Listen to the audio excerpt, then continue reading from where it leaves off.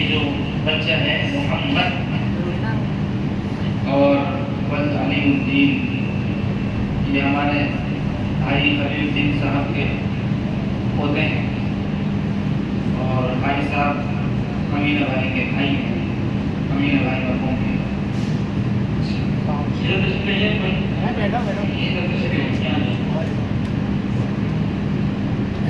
ये बच्चा अपना आखिरी सबक सुनाएगा, उसका आज 5 बार मुकम्मल हो रहा है।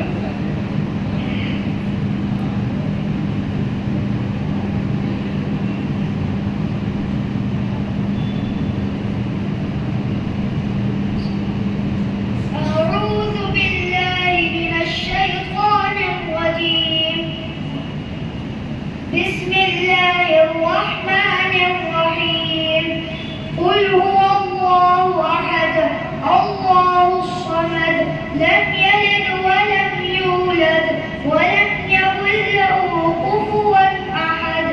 بسم الله الرحمن الرحيم. قل أعوذ برب الفلق من شر ما خلق ومن شر غاسق إذا وقب ومن شر النفاثات في العقد ومن شر حاسد إذا حسد. بسم الله الرحمن الرحيم. قل أعوذ برب الناس ملك الناس إله الناس من شر الوسواس الخناس الذي يوسوس في صدور الناس من الجنة والناس. بسم الله الرحمن الرحيم. الحمد لله رب العالمين الرحمن الرحيم مالك يوم الدين. إياك نعبد وإياك نستعين. اهدنا الصراط المستقيم صراط الذين أنعمت عليهم غير المغضوب عليهم ولا الضالين. آمين. بسم الله الرحمن الرحيم. ألف لام ميم. ذلك الكتاب لا ريب فيه هدى للمتقين الذين يؤمنون بالغيب ويقيمون الصلاة ومما رزقناهم ينفقون والذين يؤمنون بما أنزل إليك وما أنزل من قبلك وبالآخرة هم يوقنون. أولئك على هدى من ربهم وأولئك هم المفلحون.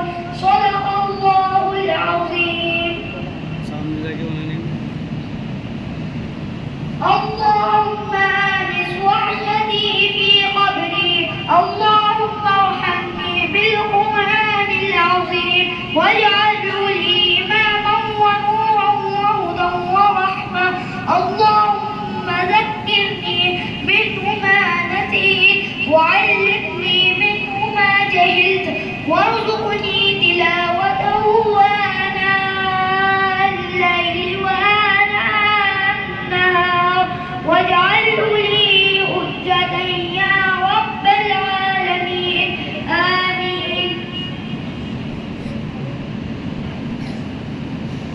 माशाअल्लाह तबारकल्लाह। अल्लाह ताला इस नए को पढ़ाने को कबूल फरमाए और अल्लाह ताला इस कुरान करीम की बरकत से हम सब को और इस बच्चे के अहले खाना को माल फरमाए। असल प्रोग्राम तो इंशाअल्लाह शबरात पर होगा।